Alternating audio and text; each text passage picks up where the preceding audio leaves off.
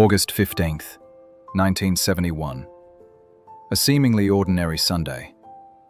But behind closed doors, a decision was made that quietly rewired the global economy. That evening, President Richard Nixon told the world that the United States would no longer exchange dollars for gold. He called it temporary, but it changed the meaning of money forever. To understand 1971, we must travel back to 1944, to a small New Hampshire town called Bretton Woods. After World War II, the world's nations came together to redesign the monetary system. The solution? Tie every major currency to the US dollar, and tie the dollar to gold, $35 per ounce. In effect, the dollar became the global reserve currency. This gold exchange standard meant that governments held dollars, and those dollars could be redeemed for US gold. Other currencies were pegged to the dollar. For a couple of decades, it worked relatively well, but starting in the 1960s, cracks appeared. The US was spending enormous sums on the Vietnam War. Domestic social programs grew. The government began printing more dollars. At the same time, foreign nations accumulated more dollars and demanded to convert them into gold, straining US gold reserves. By 1969 to 1971, the US was running persistent balance of payments and trade deficits. Inflation was rising. Many economists believed the system was unsustainable, that the dollar was overvalued relative to the fixed $35 per ounce gold rate. International speculators began treating the dollar as fragile, betting that sooner or later the US would renege on the gold promise. The pressure was mounting. In August 1971, President Richard Nixon and his top economic advisors gathered at Camp David. Over several intense, secretive days, they debated what to do. Some pushed for a partial devaluation, others for temporary fixes. But eventually, they decided on a radical break.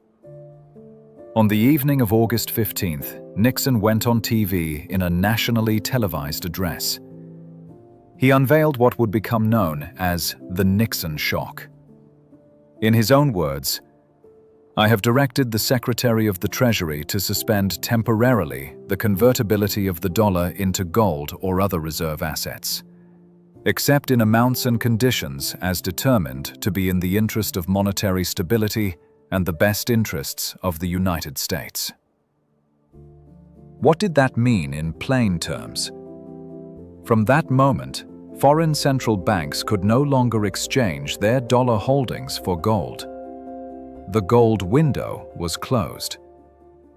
But the surprise didn't end there. Nixon also announced 3 major policy moves simultaneously. Number 1, a 90-day freeze on wages and prices, the first time the US government imposed such controls since the Korean War.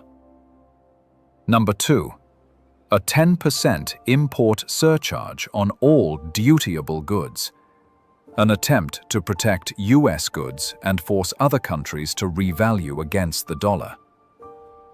Number 3, promises of tax cuts and economic stimulus aimed to counter inflation.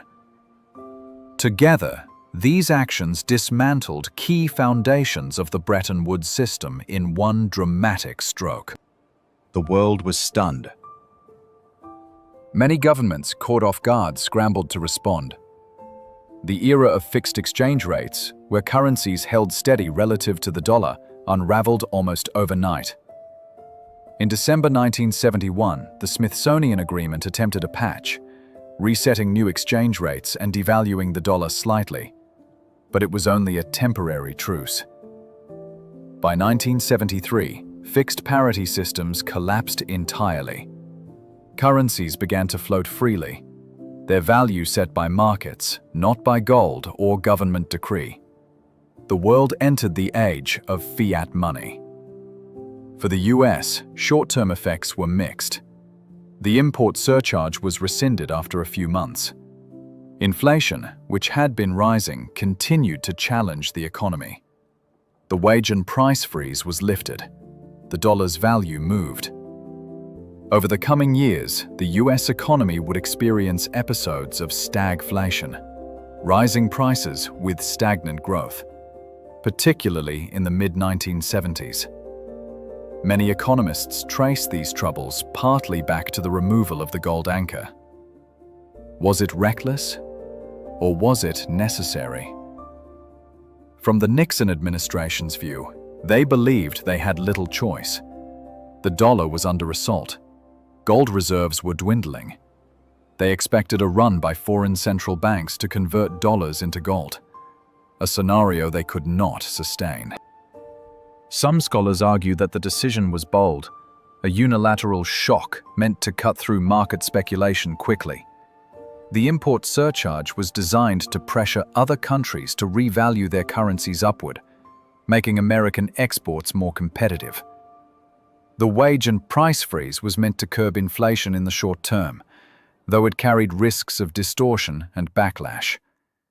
Critics note, however, that removing the gold constraint gave governments more flexibility to manipulate money and deficits, and with that came new risks.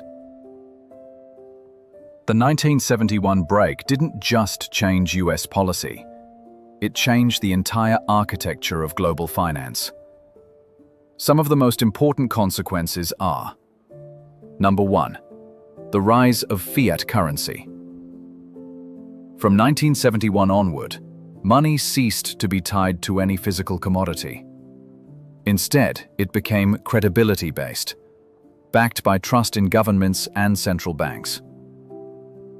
Number 2. Greater monetary flexibility and volatility. Freed from gold constraints, central banks had more leeway to expand money supply, influence interest rates, or devalue currencies.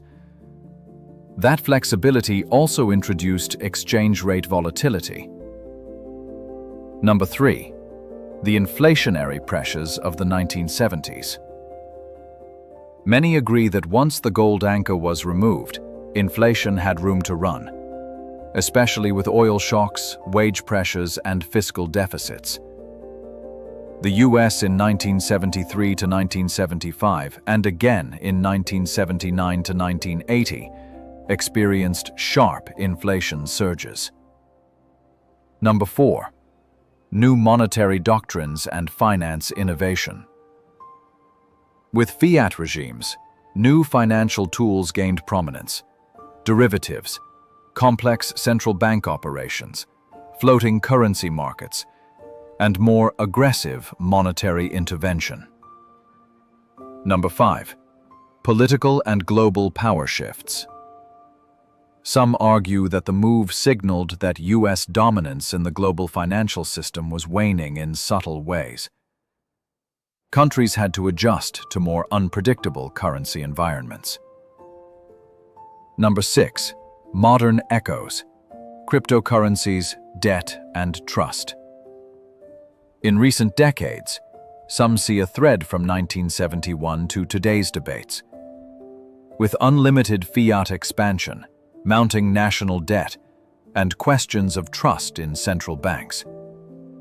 Some proponents of crypto or gold-backed money point back to this turning point as symbolic of a deeper shift. So, did money lose value that day? In one sense, yes. A dollar no longer had an implicit gold backing. But more precisely, the promise behind the dollar changed.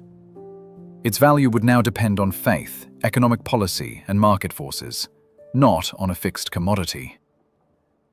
Since 1971, the US dollar has lost a significant portion of its purchasing power. Meanwhile, gold's value, removed from the fixed $35 peg, soared relative to the dollar. But it's not just about math. It's about trust, credibility, and expectations.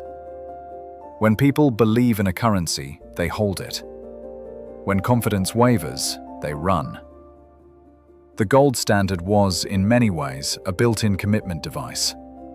Once it was gone, everything else was up for negotiation.